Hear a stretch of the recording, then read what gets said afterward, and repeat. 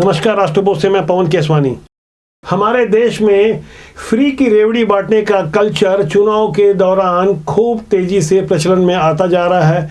यही कारण है कि लोकसभा चुनाव के पहले जिन राज्यों में विधानसभा के चुनाव हैं, वहां फ्री वाली संस्कृति एक बार फिर जोर मार रही है। राजस्थान में जहां राज्य सरकार की ओर से पहले ही सिलेंडर की कीमत 500 रुपए करने का ऐलान करते हुए चुनावी वैतरणी पार करने की कोशिश की जा रही है, वहीं मध्य प्रदेश में भी राज्य सरकार द्वारा एक कदम आगे जाते हुए सिलेंडर की कीमत 450 रुपए करने की घोषणा कर दी है। शिवराज सिंह सरकार की कैबिनेट ने इस पर मुहर लगा दी है। अब बात आती है छत्तीसगढ़ की, जहां सिलेंडर की कीमत 500 या इसके आसपास करने का भारी दबाव होगा। आखिर यह समझने वाली बात यह है कि राज्य सरकारें अपने जेब से पैसा नहीं देती, ये पैसा जनता का ही होता है। लेकिन हमें यह समझना होगा कि जो लोग सक्षम हैं, यदि उन्हें भी राज्य सरकार अपने खजाने से इस तरह फ्री की रेवड़ी बांटने लगे तो राज्य का विकास कैसा होगा। दरअसल ऐसी अच्छी बातें चुनाव के दौरान कहीं खो जाती है। हर हाल में चुनाव जीतने के लिए छत्तीसगढ़ में दबाव तो इस बात का भी है कि धान की कीमत 3000 रुपए प्रति क्विंटल कैसे प्रदान की जाए। मौजूदा समय में छत्तीसगढ़ की कांग्रेस सरकार के द्वारा राजीव गांधी न्याय योजना के तहत अपनी ओर से करीब 600 रुपए अतिरिक्त देने की व्यवस्था की जा रही है। यह समझने वाली बात यह है कि छत्तीसगढ़ में 70% आबादी खेती किसानी पर निर्भर करती है। ऐसे में समझना पड़ेगा कि राज्य सरकार के द्वारा जहां दावा किया जाता है कि धान की सबसे ज्यादा कीमत प्रदान की जाती है, वहीं इस मुद्दे पर भाजपा के प्रदेश महासचिव और पूर्व IAS OP चौधरी का दावा है कि राज्य नहीं केंद्र सरकार धान की कीमत देती है। इसके लिए OP चौधरी ने बाकायदा व्हाइट बोर्ड लगाकर आंकड़ों को समझाने की कोशिश की कि आखिर किस तरह से केंद्र सरकार धान से बना हुआ पूरा चावल खरीदकर यह रकम देती है। पिछले साल के धान खरीदी है 1,07,00,000 मीट्रिक टन धान पिछले साल के धान खरीदी है। और ये साल मोदी जी जो कोटा दे है 2023-24 के लिए 86 लाख मीट्रिक टन चावल के, बोला धान में कन्वर्ट करवो तो होते 1,31,00,000 मीट्रिक टन धान। 1,31,00,000 मीट्रिक टन धान के चावल मोदी जी ली, जबकि पिछले साल पूरा धान के खरीदी हो है 1,07,00,000 मीट्रिक टन। ये सच्चाई है, आज ये आंकड़ा की सच्चाई है।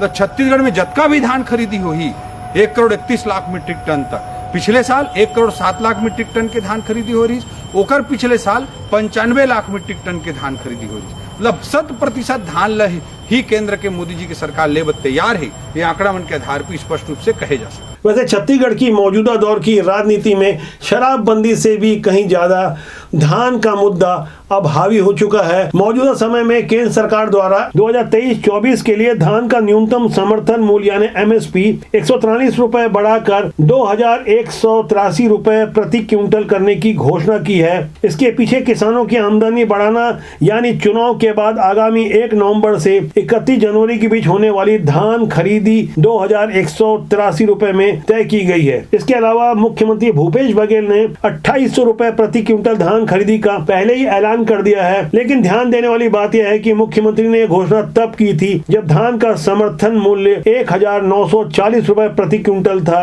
अब जब केंद्र ने 143 रुपए की वृद्धि कर दी है, तो चुनावी घोषणा पत्र में ऐसी उम्मीद की जा रही है कि अब कम से कम धान प्रति क्विंटल 3,000 रुपए में खरीदी होगी। इसके लिए राज्य सरकार ने राजीव गांधी न्याय योजना नामक एक योजना बनाई। इससे राज्य सरकार पर जो आर्थिक बोझ पड़ा, इससे जाहिर तौर पर दूसरे विकास के कार्य प्रभावित हुए। अब जब ये बड़ा चुनावी मुद्दा बन ही चुका है, इस बीच भाजपा के चाणक्य कहलाने वाले गृह मंत्री अमित शाह जब एक बार फिर छत्तीसगढ़ के दौरे पर हैं। 2 दिनों वाले इनके इस दौरे में पहले दिन भाजपा नेताओं के साथ देर रात तक मैराथन बैठक के लिए रिजर्व रखा गया है, जिसमें प्रत्याशी चयन के अलावा घोषणा पत्र और आरोप पत्र पर लंबी चर्चा के बाद 2 सितंबर को वो आरोप पत्र जारी कर दिए जाएंगे, जिसे भारतीय जनता पार्टी ने 20 साल पहले भी जारी किया था, तब की जोगी सरकार के विरुद्ध जिस तरह का हमला बोला गया था। लेकिन अब मामला कुछ और है। इस बार अमित शाह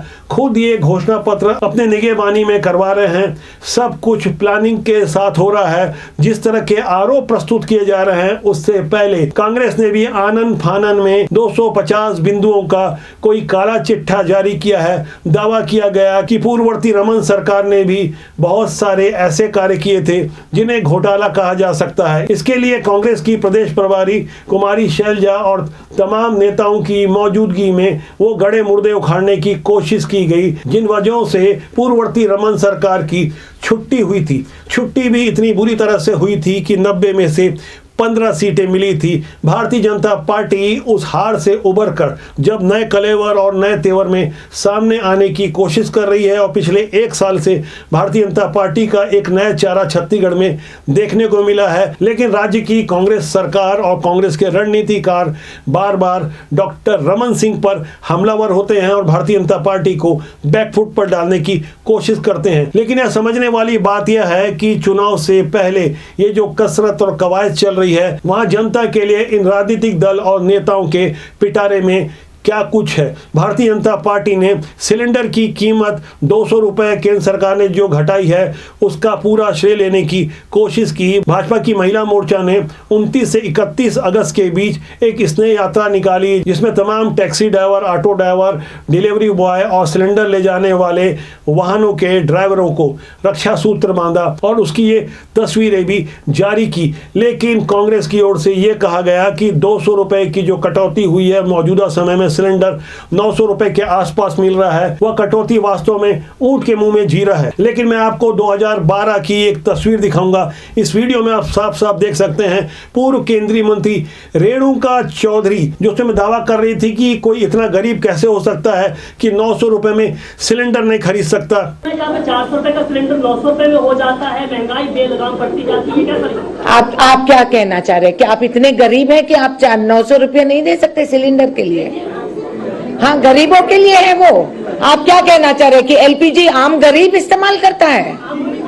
हाँ, जब आप चाहते हैं आप गरीब में जुड़ जाते हैं, नहीं तो बड़े अमीर हैं आप। ये बहुत अच्छा तरीका है। पूर्व केंद्रीय मंत्री रेणुका चौधरी उस समय की मनमोहन सरकार में मंत्री थी। इस बात को अब 11 साल हो चुके हैं, तब भी सिलेंडर 900 रुपए में मिल रहा था और अब भी करीब 900 रुपए में मिल रहा है। लेकिन तब और अब में क्या कुछ फर्क आया है, इसे आप अच्छी तरह महसूस कर सकते हैं। ये नेता अवसर के अनुसार अपनी जुबान, अपनी बातें और अपना व्यवहार किस तरह से रखते हैं, इसे हमें समझना होगा। यही कारण है कि हम राजनीति में शुचिता और ईमानदारी की बात बार बार करते हैं कि हमारे देश में इस विडंबना से मुक्ति मिलनी चाहिए। हमारे नेता चरित्रवान हो, जिससे देश और समाज का भला हो सके। चुनाव नजदीक आते ही अवसर की राजनीति किस तरह से होती है, इसे समझने के लिए हम भिलाई विधानसभा के उस क्षेत्र में पहुंचे जहां स्थानीय विधायक देवेंद्र यादव द्वारा राखी मिलन समारोह का आयोजन किया गया था, जहां उसके विधानसभा से आई हुई महिलाओं को एक शानदार गिफ्ट और भोजन के साथ उनके आने जाने के लिए अच्छी व्यवस्था की गई थी। कई बसें और ऑटो टेम्पो लगाए गए थे। विधायक देवेंद्र यादव के राखी बनने हैं। राखी बनवाने हैं जी। अच्छा, कोई गिफ्ट वगैरह दिया कि नहीं आपको? गिफ्ट दिया है। अच्छा, गिफ्ट दिया है, टिफिन दिया है, मिठाई दिया है, आने के लिए बस दिया।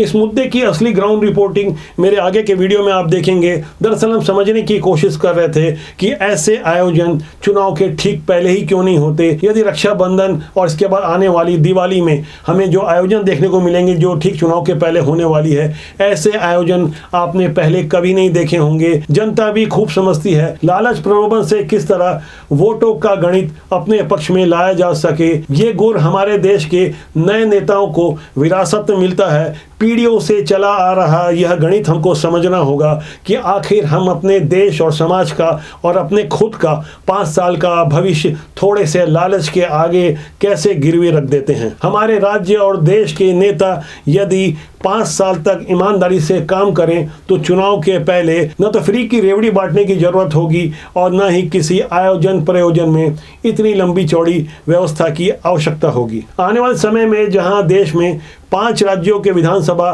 चुनाव प्रस्तावित हैं, जिसमें मणिपुर का चुनाव टलता हुआ नजर आ रहा है और बाकी राज्यों के चुनाव भी यह निश्चित नहीं है कि समय पर होंगे, क्योंकि जो अटकलें लगाई जा रही है और मोदी सरकार की ओर से जो संसद का एक विशेष सत्र 18 से 22 सितंबर का बुलाया गया है, 5 बिंदुओं का एक सत्र है। इन 5 बिंदुओं में लोकसभा और विधानसभा के चुनाव एक साथ करवाने का भी मुद्दा है। इसे लेकर विपक्ष हतप्रभ है, खासकर डॉट वाले इंडिया का जो गठबंधन है वो भी हैरत में है कि क्या वाकई लोकसभा चुनाव चुनाव समय से 2-3 महीने पहले हो जाएंगे या विधानसभा चुनाव 2-3 महीना लोकसभा के लिए टाल दिए जाएंगे। ऐसे असमंजस वाले हालात में भी अमित शाह जो छत्तीसगढ़ के दौरे में आए हुए हैं, पहले ही भाजपा ने जिन 21 प्रत्याशियों की घोषणा कर मौजूदा समय में राज्य की कांग्रेस सरकार और कांग्रेस के रणनीतिकारों को तैयारियों के मामले में बैकफुट में लाकर खड़ा कर दिया है। अब दूसरी लिस्ट भी बहुत जल्दी आ रही है। नए चेहरों के साथ जिस तरह से जातिगत समीकरण का